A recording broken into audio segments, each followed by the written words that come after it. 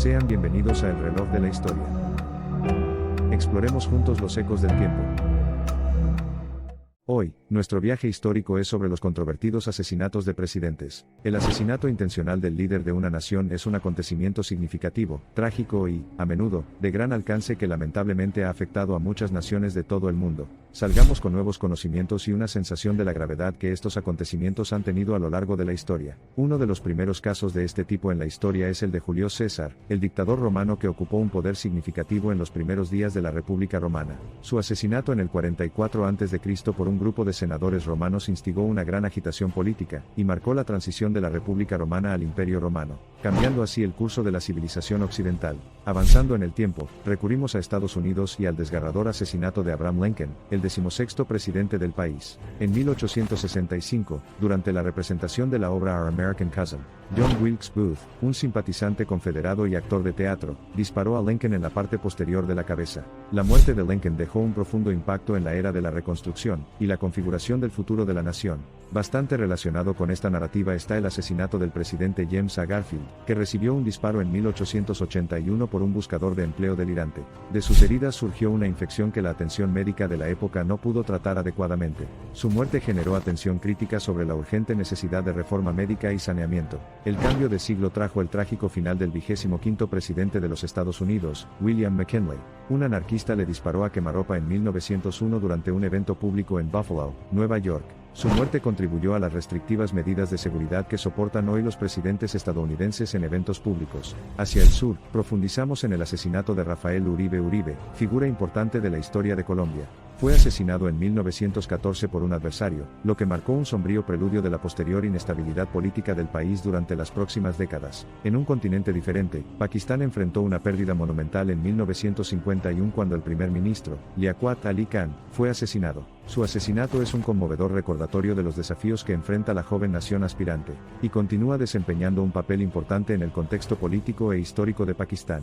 El desgarrador pasado de Brasil revela el asesinato del presidente Getúlio Vargas, una figura política importante y controvertida. En 1954, en medio de crecientes presiones políticas y malestar público, decidió quitarse la vida. Un final dramático y trágico para un periodo de gobierno político acérrimo. Un capítulo más reciente de las crónicas es el asesinato de Patrice Lumumba, el primer ministro de la República del Congo. Su prematura desaparición en 1961 envió a la nación recién independizada a un torbellino de caos político y malestar, provocando un periodo caracterizado por conflictos y fragmentación. Otro cambio irreversible se produjo en el mundo con el asesinato de John F. Kennedy, el 35º presidente de Estados Unidos. Su muerte en 1963 sigue siendo uno de los acontecimientos más controvertidos y debatidos de la historia contemporánea. Sus consecuencias cambiaron para siempre la cara de la política estadounidense, y tuvieron un impacto de gran alcance en la política y la sociedad globales. Dirigiéndonos al lejano oriente, nos enteramos de que Corea del Sur se vio sacudida de manera similar cuando Park Chung-hee fue asesinado a tiros en 1979.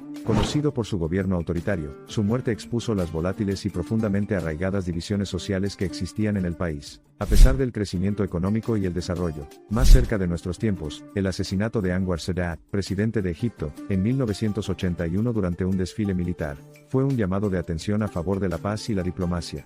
Su muerte llamó la atención mundial sobre las realidades, reforzó la importancia de las resoluciones pacíficas. Avanzando rápidamente hasta 1984, Indira Gandhi, la primera ministra de la India, encontró su trágico final, asesinada a tiros por su equipo de seguridad. Su muerte provocó una violencia comunitaria generalizada y reavivó las tensiones internacionales. Se convirtió en un claro recordatorio de los riesgos personales de los altos cargos políticos, pero también de los abusos contra los derechos humanos de los políticos opositores. De regreso a Europa, recordamos el asesinato de Olof Palme en 1986, el primer ministro de Suecia. Este devastador acontecimiento sacudió al país, y desafió su imagen de Estado modesto y neutral, recordando al mundo que ninguna nación es inmune al terror político. Al sur de la India, Sri Lanka enfrentó el asesinato de su presidente Ranasinghe Premadasa en 1993. Los Tigres de Liberación de Tamil Eelam, LT, planearon este ataque, alimentando aún más la guerra civil, y la inestabilidad que habían estado en curso en el país durante años. Otro asesinato con profundas implicaciones fue el asesinato de Yitzhak Rabin,